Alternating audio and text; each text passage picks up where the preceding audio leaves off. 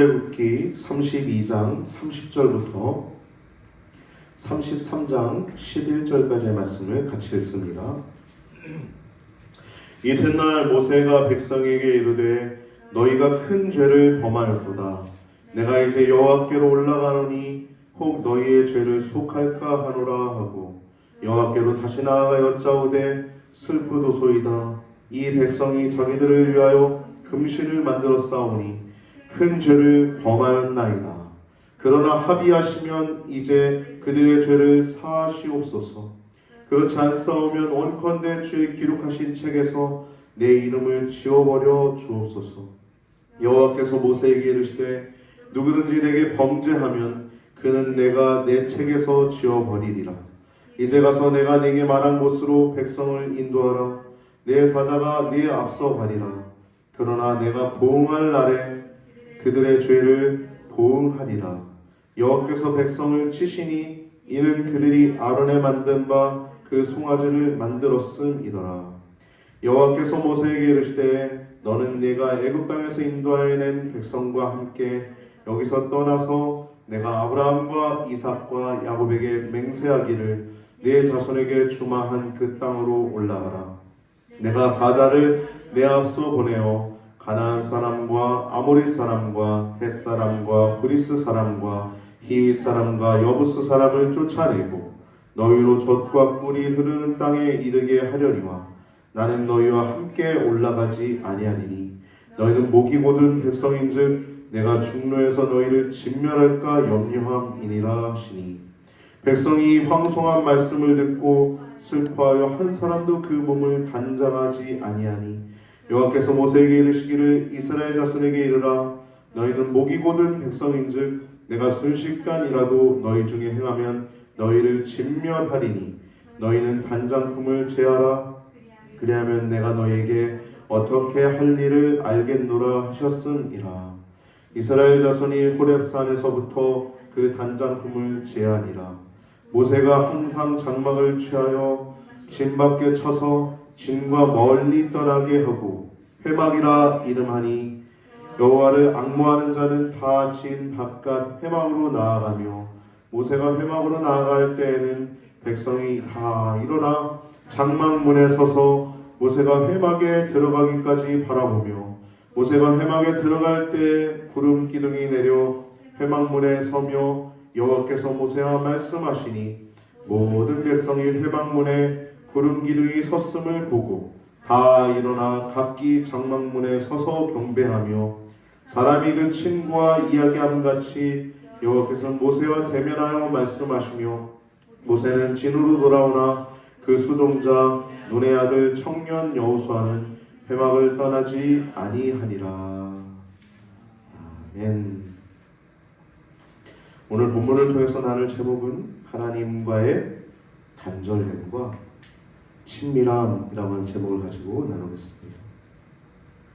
오늘 거룩하고 복된 주일, 하나님의 은총 그리고 사랑을 사모하는 우리 성도님들에게 하나님의 크신 은혜와 사랑이 충만하시기를 바랍니다. 할렐루야. 저는 오늘 본문과 다음 주 이제 나눌 본문을 좀 이렇게 쭉 보면서 하나의 찬양이 떠올랐어요.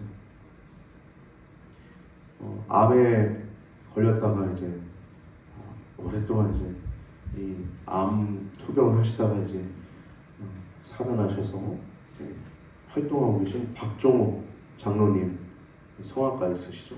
그분께서 여러 가지 많은 찬양을 부르셨지만 그 찬양의 제목이 제가 모르겠어요. 함께 가노란지 나의 은총을 입은 자인지 제가 잘 모르겠는데 처음에 시작할 때 이렇게 찬양해요. 나의 은총을 입으리요 너를 아노라 너의 이름을 내가 아노라 나의 사랑을 아는 함께 가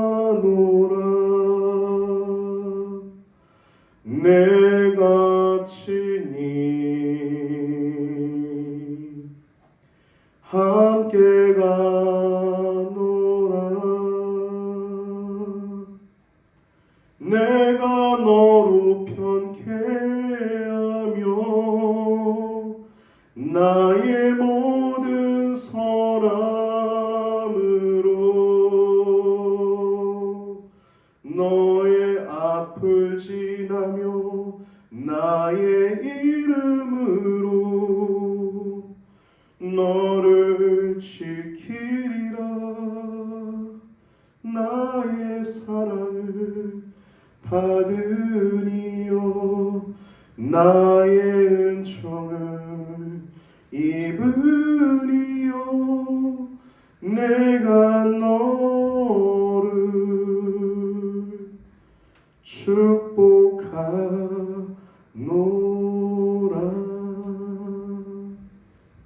이 찬양이 막 그냥 들려오는 것 같아서 이 말씀을 읽어가면서, 왜냐하면 하나님이 야, 나 너희도 함께 못 가겠어. 너네 목이 굳은 백성이기 때문에 같이 가다가 내가 너네 다 쓸어버릴 것 같아. 그 말씀 하시거든요. 지난번에 완전히 다 쓸어버릴 뻔했잖아요. 하나님이 모세가 중보기도해서 그거 면했잖아요. 그렇죠? 그래서 3,000명만 이제 이리로 저리로 왕래하면서 그 아들과 형제를 치는, 그래서 헌신하게 되었다라고 말씀이 나오는 게 첫 번째 중보기도 후에 있었던 게, 오늘 두 번째 중보기도가 나오는데 이때도 하나님이 함께 못 가겠다라고 얘기를 하시는 거예요. 이때 포인트는 함께 못 가겠다는 거예요. 첫 번째는 다 쓸어버리겠다는 거였잖아요. 내가 너 모세로 내가 이스라엘처럼 만들 거야. 큰 민족 만들 거야. 할 수 있죠, 하나님. 순식간에 할 수 있죠.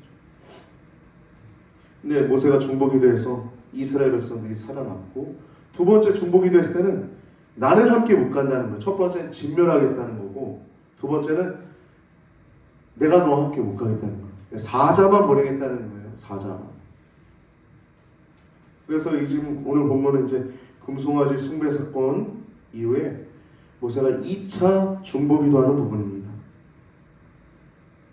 2차 중보기도는 이렇게 30절 보면 모세가 백성들에게 말하는 거예요. 너희가 큰 죄를 범하였도다 라고 얘기하는 겁니다. 여러분, 죄를 죄로 아는 것은 엄청난 은혜입니다. 여러분, 우리도 죄를 아니까 회개하는 것이지, 하나님께 가까이 할수록 더 작은 죄가 더 커 보이는 거예요. 예수님이 말씀하신 산상수훈 5장부터 7장, 마태복음 5장부터 7장은요, 여러분, 지금 간통죄가 폐지됐잖아요. 뭐 아내 외에도 다른 여자, 뭐 유부녀나 처녀나 뭐 간통죄 저질러도 법적으로 문제가 안 됩니다. 이혼에 있어서 어떤 사유는 되지만, 사유가 되고 어떠한 불리한 조건을 하게 되지만, 간통죄가 죄로 되진 않아요. 우리나라가 지금 그 통과된 지 몇 년 됐죠? 심각한 겁니다. 우리 성도는요, 이거 다시 회복해야 돼요. 간통죄 회복해야 돼요. 낙태죄도 지금 위험하잖아. 다시 회복해야 돼요. 성도는 그런 삶이 있는 거예요. 마태복음 5장부터 7장 보면 겉으로 짓는 죄를 얘기하잖아요. 예수님은요, 내 마음으로 간음을 저지르는 것도 이미 간음했다라고 얘기해요. 여자를 보고 혹은 남자를 보고 음욕을 품는 것도 이미 간음을 했다라고 말씀하세요. 여러분, 우리가 이게 얼마나 그 고차원의 종교입니까? 예수님을 믿는다는 얼마나 고상한 것입니까? 할렐루야? 얼마나 고상한 것입니까? 뭐 세상 법이 우리를 건드릴 수 없어요. 그 차원을 넘어선 세계를 살고 있기 때문에 영원한 생명을 누릴 수 있는 것입니다. 오늘 본문은 이제 큰 죄를 범했다는 거예요. 그러니까 제가 이 얘기했던 이유는, 죄를 죄로 한다는 것은 얼마나 복입니까? 제가 지난주에도 천주교에 얘기했지만, 그 우상 숭배라고 하는 죄악이라는 걸 천주교가 깨닫게 되는 순간 회개할 텐데, 아직 그거 못 깨닫죠. 마리아 놓고, 제가 전에도 얘기했지만 어디 성당 저쪽 아산 쪽에 갔더니 십자가 위에 한 사람이 서 있길래 물어봤더니 베네딕트 성인이라고. 그 사람 뭔데? 훌륭한 삶을 살았는데 뭐 어쩌라고. 그렇게 십자가 위에 서 있을 만큼 인간 주제에. 여러분, 우리가 우상 숭배는 큰 죄입니다. 할렐루야. 저기 안에서 저기 하나님의 교회가 우리 기독교를 가지고 십자가를 우상 숭배한다 그래요. 우리 그렇지 않죠. 우리 십자가 앞에서 막 이렇게 숭배하고 막 절하고 막 그러지 않잖아요. 다만 십자가를 보면서 예수님을 생각하고 예수님을 바라보고 그 은혜를 생각하면서 주님 저의 죄를 용서해 주셔서 감사합니다. 그런 것뿐이 우리가 십자가 우리가 숭배하는 사람이 있습니까? 아주 웃은 소리예요. 만약에 그런 소리 들으면 웃은 소리입니다. 이렇게 얘기하면 돼요. 할렐루야. 십자가는 그냥 상징일 뿐입니다. 예수님의 그 대속의 우리의 죽음의 상징일 뿐이에요. 그것을 우리가 섬기고 절하고 그러지 않아요.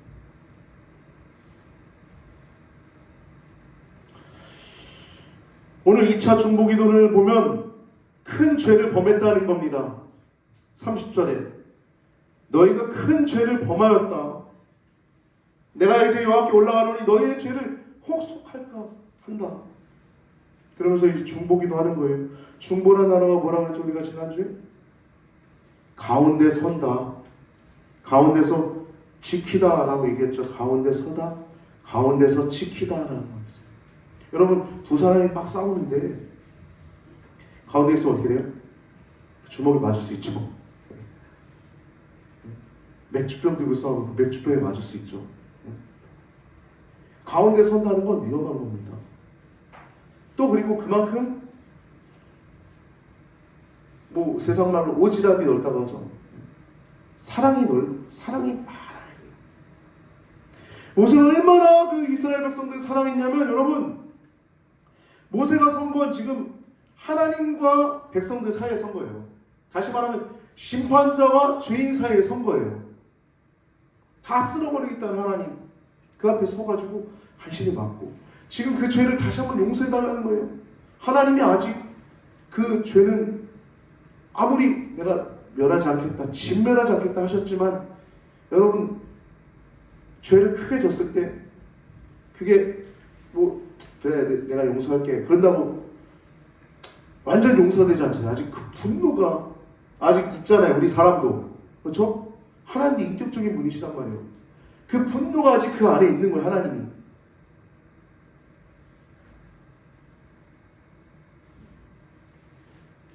그래서 이 모세가 이렇게 말합니다. 32절에 보면 그러나 합의하시면 이제 그들의 죄를 사하여 주시옵소서. 그렇지 않사오면 원컨대 주의 기록하신 책이 생명책입니다. 생명책에서 내 이름을 지워버려 주시옵소서.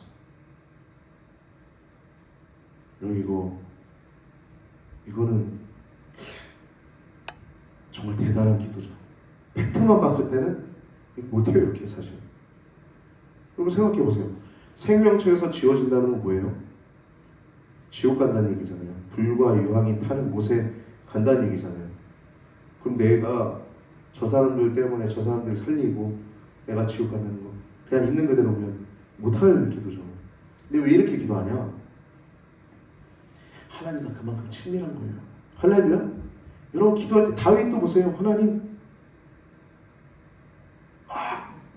구체적으로 기도하잖아요. 내 원수들 하나님 욕을 당하게 하시고 수욕을 당하게 하시옵소서. 그러잖아요.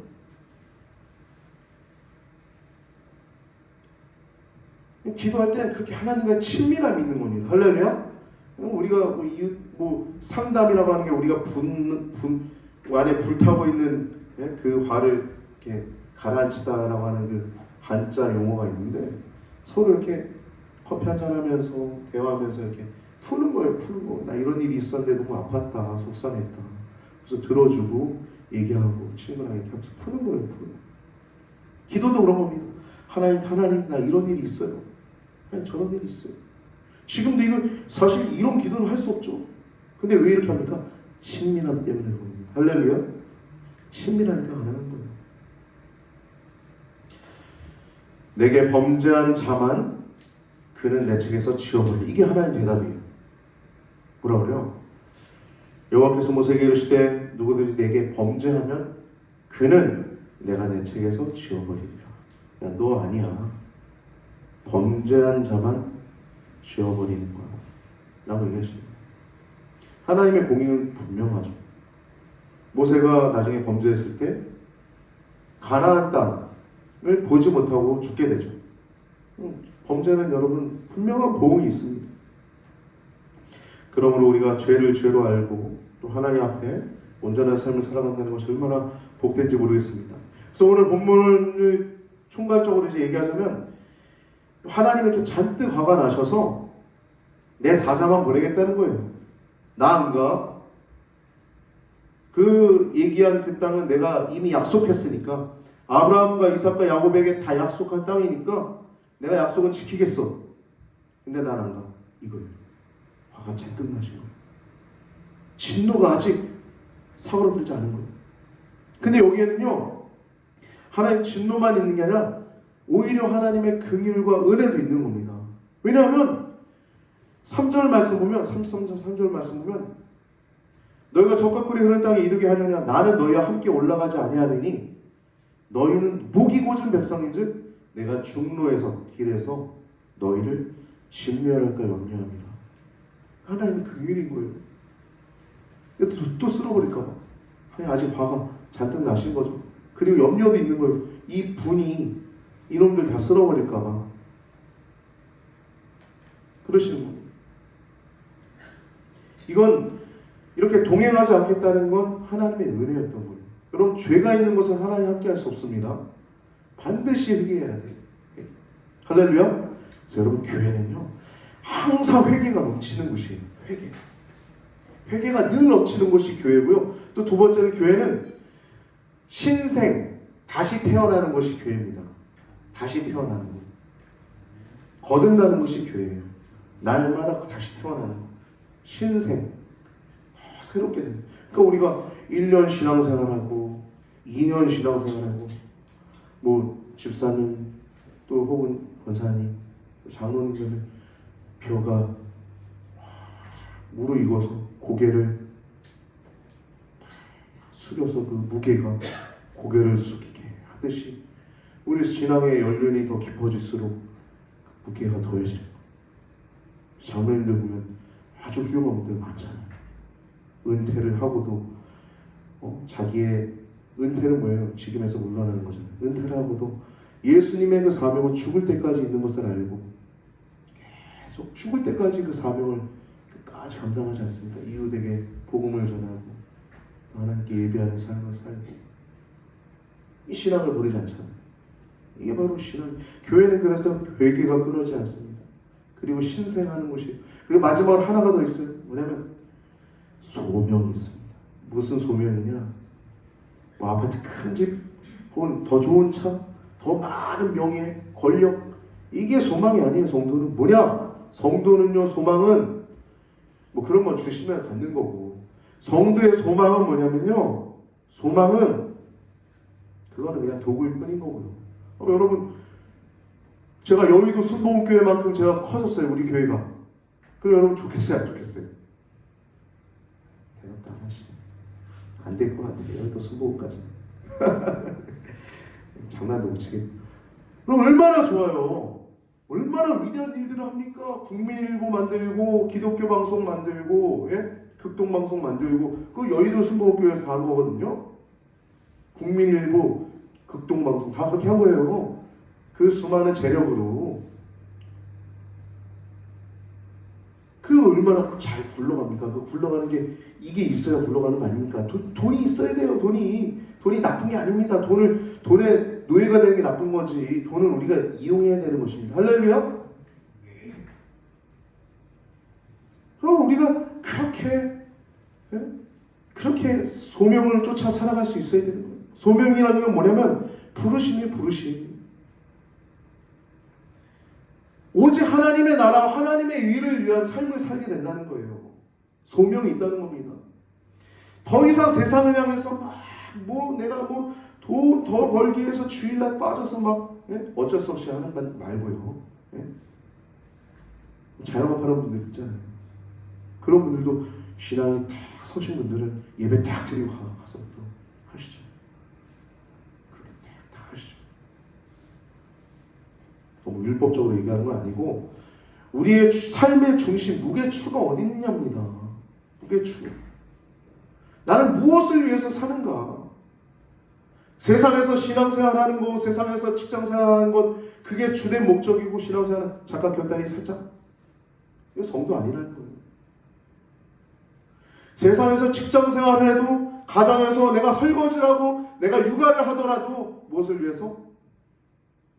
중심추는 하나님의 영광을 위해서. 이게 바로 소명입니다. 소명. 먼저 그의 나라 그의 일을 구하라. 그래 이 모든 것을 너에게 더하시니라. 이걸 믿는 거예요. 내가 직장에서 돈 몇 푼을 벌어도, 내가 친구들과 만나서 무슨 대화를 하더라도, 내가 집에서 뭘 하고, 내가 심지어 내가 여가 시간을 즐기더라도 그 시간을 통해서 내가 충분히 휴식을 취하고 또 달려갈 수 있도록 여가를 취하는 거예요.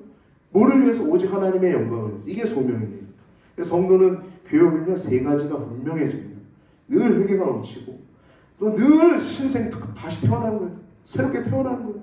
늘 신생이 태어나는 겁니다. 또 소명, 늘 목표가 분명한 거예요. 자살을 왜 합니까? 목표가 분명한데 어떻게 자살을 해요? 내 삶의 이유가 분명합니다. 여러분, 이렇게 분명한 겁니다. 그래서 지금 제가 어디까지 얘기하다 일로 왔습니까? 내 사자만 보내니라 얘기하다가 일로 온 것 같은데, 하나님의 화가 이렇게 많이 나신 거예요. 근데 그것도 하나님의 은혜라는 것이죠. 긍휼이라는 거예요. 그게 3절까지 내용이고 4절부터 10절까지 내용 보면 이 이스라엘 자손들의 모습이 나옵니다. 첫 번째 모세의 중보 기도가 나오고, 이 소식을 전달하고 그 얘기를 들은 이스라엘 백성들이 과거의 잘못을 뉘우치며 통해 자복하는 내용이 오늘 본문이네요. 간단히 오늘 본문, 하나님 잔뜩 화가 나시고 이스라엘은 통해 자복하는 겁니다. 모세가 중재하고, 하나님의 부재, 하나님의 안 계신 것, 하나님이 함께하지 않겠다, 내가 친히 너와 함께하리라가 아니라 나 너희와 못 간다는 거예요. 아까 우리 찬양 불렀잖아요. 내가 너와 친히 함께하리라. 함께하리라. 그 찬양 제목이 생각났어요. 축복하노라 찬양. 축복하노라. 거기 내용 보면 친히 함께 가노라. 함께 가노라. 함께 간다는 거 하나님. 근데 여기 오늘 보면 내가 함께 못 가겠다는 거, 내 사자만 보내겠다는 거, 그것에 이제 이스라엘 백성들 황송해서 하나님이 우리를 너무 사랑하셔서 함께하면 우리 진멸할까봐 한다니까 그 말씀 듣고 너무 황송한 그 말씀에 회개하는 겁니다. 그 몸을 단장하지 않는 거예요. 4절부터 6절 보면 회개하는 이스라엘의 모습이 나오죠. 4절부터 6절 단장품을 제하는 겁니다. 그리고 17절부터 11절은 그 회막에 임재하신 하나님에 대한 내용이 나옵니다. 여러분, 이건 제가 보면서 우리나라의 큰 부흥의 시기의 모습이 떠오르더라고요. 하나는 1903년도에 원산의 대부흥운동, 그 하디로부터 출발해서 이렇게 부흥이 일어났죠. 그리고 나중에 1907년도에 평양에 큰 부흥운동. 저 북한 땅은 원래 기독교가 왕성하던 땅입니다. 그래서 기도해 주시기 바랍니다. 그리고 전쟁 폐허 후에 1960년대, 70년대, 80년대 천막 치고 예배드리던 그 시절. 그 시절이 생각나더라고요. 교회도 뭐 성막이 지금 지어지기 전이니까요. 온전한 성막이 지어지기 전에 임시로 회막을 지은 겁니다. 회막을. 마치 천막을 짓고 옛날에 예배 드릴 때 그 천막에 구름대까지 사람들이 모였던 것처럼 지금 그런 상황인 거예요. 7절부터 11절 보면 이 회막이라고 하는 건 성막이 아닙니다. 성막이 세워지기 전까지 있었던 거예요. 모세와 또 하나님 만나던 장소. 이스라엘 백성들은 거기를 악망하고 사모하면서 하나님의 임재를 경험했던 장소가 회막입니다. 회막. 회개처소예요. 하나님과 교제하고 만나는 처소입니다. 4절부터 6절 보면 회개하는 이스라엘. 4절 보면요, 이 백성이 황송한 말씀을 듣고 슬퍼요. 한 사람도 그 몸을 단장치 아니하였다. 이 황송한 말씀은 뭐냐면 하나님께서 함께하지 않겠다는 거예요. 이유가 뭡니까? 목이 고주니까. 교만하다는 거예요. 여러분, 어떠한 순간에도 하나님 앞에는 교만하지 마시기 바랍니다. 죽어요, 죽어. 사람 앞에 교만한 건요, 그냥 꼴보기나 싫을 정도지만 하나님 앞에 교만한 그건 죽는 거. 그래서 예수님 안 믿으면 죽는 겁니다. 예수님 안 믿으면 왜 지옥 가냐면 그게 교만한 거예요. 안 믿는 게 그거 자체가 죄예요. 난 뭐 당당해, 나 도둑질도 안 했고 그런 사람들 많잖아요. 그 오카노 목사님이 얘기하기를 그런 사람 만났는데 이렇게 얘기했다고 하더라고요. 당신 그렇게 산 건 참 훌륭합니다. 그러나 당신의 그것은 태양 앞에 촛불과 같습니다. 하나님 보시기에 촛불과 같습니다. 그걸로 구원 못 받습니다. 그렇게 얘기하시더라고요. 지금 이건 슬픈 소식이에요. 맑은 하늘에 날벼락과 같은 말이에요. 내가 너와 함께 하지 않겠다. 내 사자만 보내겠다. 이유는 너네들 때문이야. 너네들 굉장히 죄악이 아주 풍성해. 청천벽력과 같은 말이었겠죠. 그래서 하나님께서 너희의 단장품을 제하라 하고 말씀을 하나 주십니다. 이건 뭐냐면요, 죄악을 제거하라는 거예요. 죄악 벗은 우리 영혼은 기뻐 뛰며 주를 보겠네. 이 찬양 아까 불렀죠. 단장품을 제하라는 건 너희의 귀에, 손목에, 발목에 새겨진 그 달고 있는 그 단장품, 그건 회개의 표현입니다. 그걸 제하는 것, 죄악을 던지는 거예요. 왜냐하면 귀고리와 그 손목, 발목고리의 장신구는요, 애굽에서 가지고 나온 그 우상의 문양이 있는 것들이었어요. 그런 것들 우리가 제거해야 되는 거예요. 우리가 지금 새 생명, 성도란 이름을 얻었지만 우리 안에 아직 남아있는 죄악들이 있습니다. 이런 것들 제해 나가야 돼요. 하나님 우리가 더 동행하실 수 있는 것입니다. 할렐루야. 회개가 더욱더 끊어지지 않는 교회가 되길 바랍니다. 신생이 끊어지지 않길 바랍니다. 그리고 소명, 부르심을 쫓아 달려가는 우리 성도님들 되시길 축복합니다. 할렐루야. 이게 바로 진정한 영적 예배예요. 예배가 뭐 와가지고 찬양하고 기도하고 그런 것도 뭐 예배지만 죄악을 벗어 던지는 게 바로 진짜 예배입니다.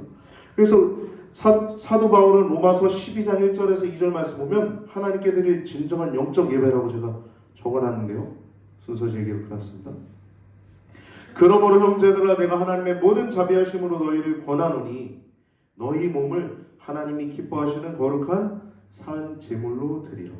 이는 너희가 드릴 영적 예배니라. 너희는 이 세대를 본받지 말고 오직 마음을 새롭게 함으로 변화를 받아 하나님의 선하시고 기뻐하시고 온전하신 뜻이 무엇인지 분별하도록 하라. 우리가 하나님 앞에 찝찝한 죄악들 있잖아요. 그것들을 세대를 본받아서 오늘 한잔 하러 갈까? 2차, 4차, 4차. 우리나라 뭐 끝까지 보기 때문에 우리나라 왜 금연 기독교인들 왜 이렇게 했냐면요, 우리나라 뭘 하면 끝장을 보더라고요. 그래서 서양 선교사님들이 그거 기독교인들 하지 마 하신 거예요. 자꾸 하면 끝장을 보니까 나쁜 겁니다. 사실 술도 알코올 좀 들어간 거는 약간 먹는 건 약이 될 수 있다고 합니다. 약이 될 수 있다. 약이 될 수 있다고 나 소주 한 병. 그거는 여러분 약으로 먹는 그 자세와 흥청망청 쾌락을 위해 먹는 자세는 다르죠. 여러분 중심추를 분명히 하시기 바랍니다. 그래서 이 세대를 본받지 말래요. 마음을 새롭게 함으로 변화를 받아 하나님의 그 선하시고 기뻐하시고 온전하신 뜻이 무엇인지 분별하라는 거. 이게 바로 영적 예배라는 거예요. 분별하는 거. 그래서 피하는 거.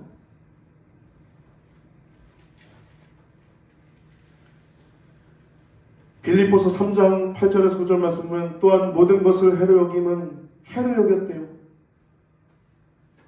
해는 뭡니까? 부정적인 거죠. 나의 삶을 퇴보시키는 거예요.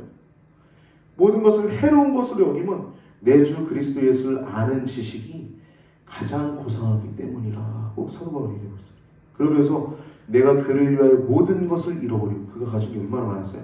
율법의 대가, 가말리엘의 문화에서 자라났고, 유대인 중에 유대인, 로마인이 되는 건 지금 미국의 시민권보다 더 대단한 겁니다. 그러니까 모든 것 하나하나를 뭐라 그래요? 그 모든 것을 잃어버리고, 그를 위해서 모든 것을 잃어버리고, 배설물. 여러분, 배설물이 뭐예요? 배설물? 여러분 몸에서 나온 배설 되는 게 뭐예요? 뭐 금 나옵니까? 몸에서? 은 나와요? 똥이 나오잖아요. 오줌 나오잖아요. 그런 것들을 똥오줌 같이 여겼다는 거예요. 왜 이럴 수 있을까요? 예수님을 아는 지식이 가장 고상하기 때문에, 그게 가장 귀하기 때문에, 그래서 그리스도를 얻고, 거기서 얻고, 그 안에서 내가 발견되기를 원한다. 내가 그 안에서 발견되기를 원한다.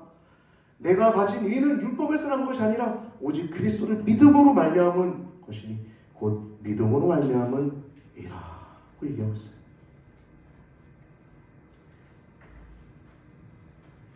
이것이 바로 진정한 예배입니다. 그래서 모든 것을 제하는 거예요. 내 세상적인 자랑도, 내가 조금 좀 잘생겼습니까? 혹은 좀 잘해요? 좀 낫습니까? 그것도 하나님의 은혜 가운데 하나님 감사합니다.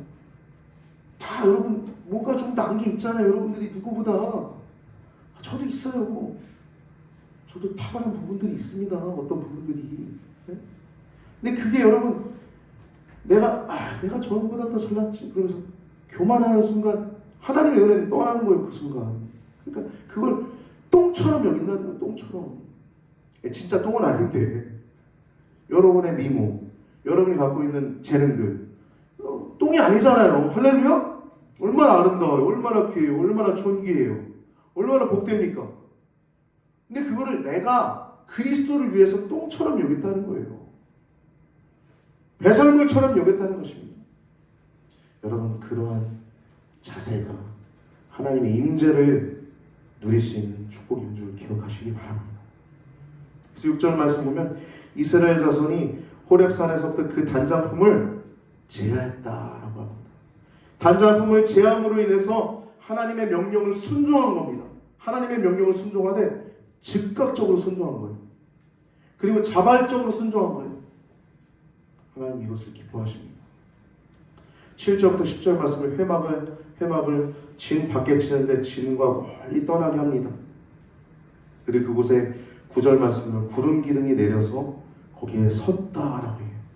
구름 기둥. 하나님의 임재 가운데 구름이 빽빽한 구름이 있다고 얘기를 하죠. 하나님의 임재의 상징. 하나님 그곳에 가득 임한 겁니다. 충만하게.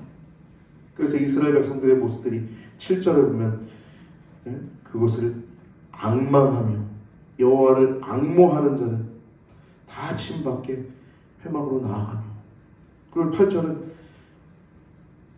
백성이 다 일어나서 모세가 회막에 들어가기까지 바라보며